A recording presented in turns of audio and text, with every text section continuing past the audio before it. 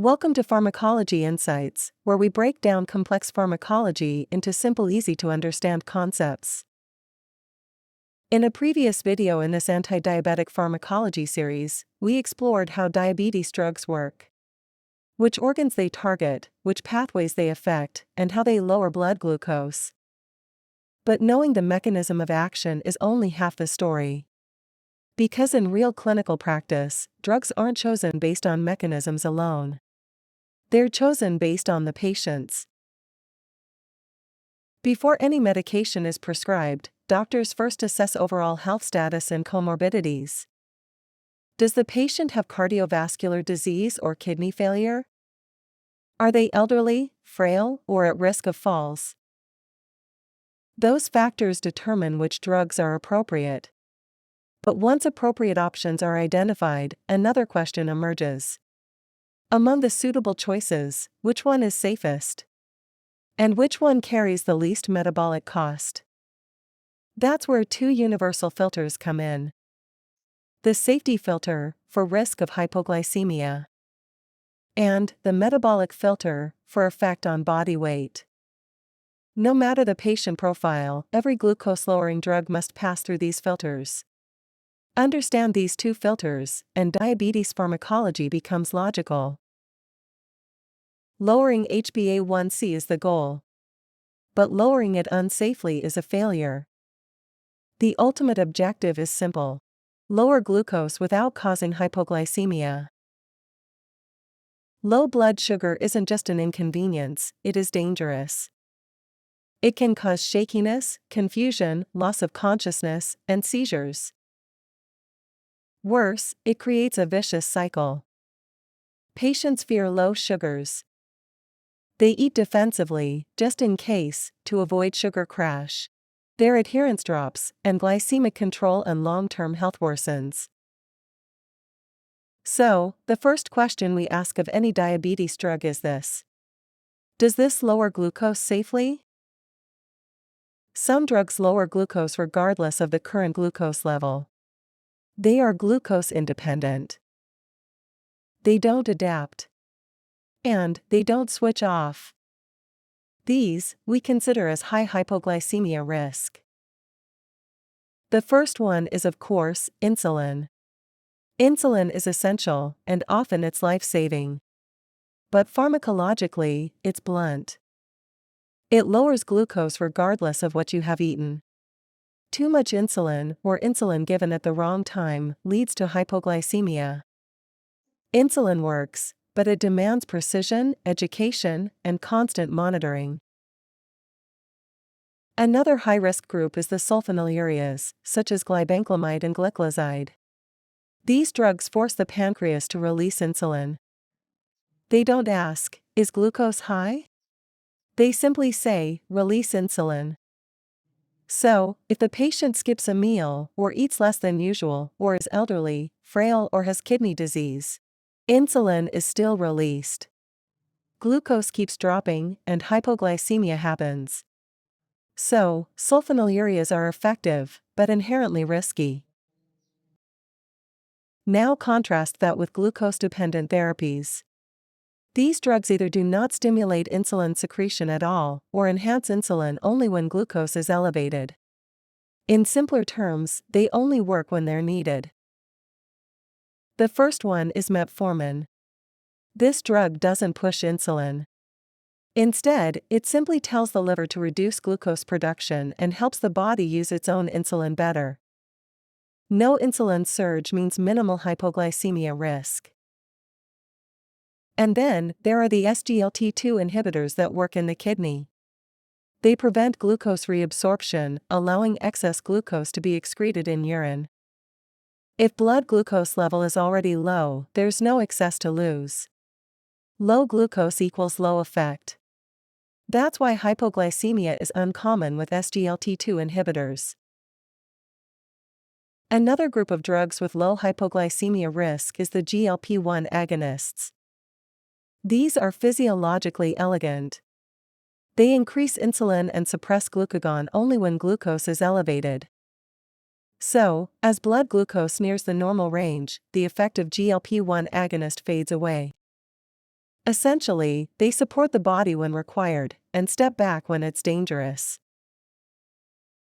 There are also the DPP-4 inhibitors. These drugs work by preventing the breakdown of endogenous incretin hormones, mainly GLP-1 and GIP. Similar to GLP-1 receptor agonists, DPP-4 inhibitors stimulate insulin secretion in a glucose-dependent manner. When blood glucose falls, incretin activity declines, and insulin secretion tapers off. Hypoglycemia is rare, unless combined with insulin or sulfonylureas. So, from a safety perspective, glucose-independent drugs, higher hypoglycemia risk. Glucose-dependent drugs are safer, with more adaptive control. This is why modern guidelines increasingly favor metformin, SGLT2 inhibitors, GLP-1 receptor agonists, and DPP-4 inhibitors. Now we move to the second filter. In type 2 diabetes, weight is not a side issue, it is the driver of insulin resistance. Excess weight makes the body resistant to insulin, strains the heart, and eventually makes blood sugar nearly impossible to stabilize, even with high doses of medication. That's why weight management is now built directly into drug selection. Let's divide diabetes drugs into the good, the bad, and the ugly, based on their effect on weight. GLP-1 drugs help with weight loss through two main mechanisms. Slowing gastric emptying, so you stay full longer. And they signal the brain to reduce hunger. Patients don't just eat less, they want less. This results in clinically meaningful weight loss and strong cardiometabolic benefit. SGLT2 inhibitors reduce weight in a very literal way. They cause glucose to be lost in urine. This is often described as peeing out sugar, which means calories leave the body. The result is modest but consistent weight loss, without appetite manipulation. And then the bad, or the weight-neutral antidiabetic drugs. Metformin and DPP-4 inhibitors control glucose without affecting weight much. They improve insulin sensitivity without significantly altering appetite or calorie balance. They don't make you lose, but they don't make you gain either. Here, you might wonder, if GLP-1 agonists and DPP-4 inhibitors involve the same hormone, why doesn't the DPP-4 pill cause weight loss, unlike GLP-1 agonist? Think of it like volume. A DPP-4 inhibitor turns your natural hormone levels up to a comfortable conversation, enough to manage sugar, but not enough to change your brain's hunger signals, unlike GLP-1 agonists. And then the ugly. These drugs improve glucose, but often at a metabolic cost. Insulin is anabolic. It promotes fat storage and prevents glucose loss in urine. So, while they provide better glucose control, they are also associated with weight gain. Sulfonylureas increase insulin chronically. High insulin levels favor energy storage and fat accumulation. So, while sulfonylureas improve glucose, they are associated with gradual weight gain. Thiazolidinediones cause weight gain through fluid retention and increased fat cell differentiation. So, even though insulin sensitivity improves with thiazolidinediones, weight often increases. But even safe drugs have trade-offs. Metformin is safe and weight neutral, but gastrointestinal side effects are common. SGLT2 inhibitors offer weight loss and organ protection, but increase the risk of urinary infections. GLP-1 receptor agonists deliver the most meaningful weight loss, making them the gold standard for patients who also have heart failure or chronic kidney disease, where every pound lost and every drop in blood pressure protects their vital organs. But these drugs require injections and can cause nausea. DPP-4 inhibitors are the most well-tolerated, often described as placebo-like, but with modest efficacy. And at the other end of the spectrum, thiazolidinediones don't cause hypoglycemia, but weight gain and fluid retention limit their use. While sulfonylureas are affordable and effective, and insulin remains essential for advanced disease, they both come with the same heavy price tag, the highest risk of hypoglycemia and predictable weight gain. They are powerful tools, but they lack the physiological breaks seen in modern agents.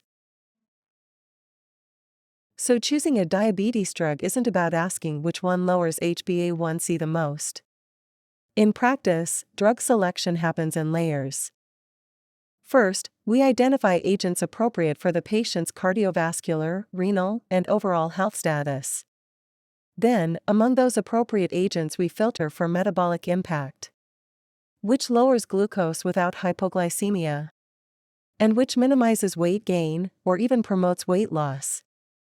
In other words, what is the safest way to lower glucose, with the least metabolic trade-off, for this specific patient? That's not just pharmacology. That's clinical strategy. And that's it for today's pharmacology video. If you enjoyed this video, please give it a thumbs up and subscribe to the channel for more pharmacology content.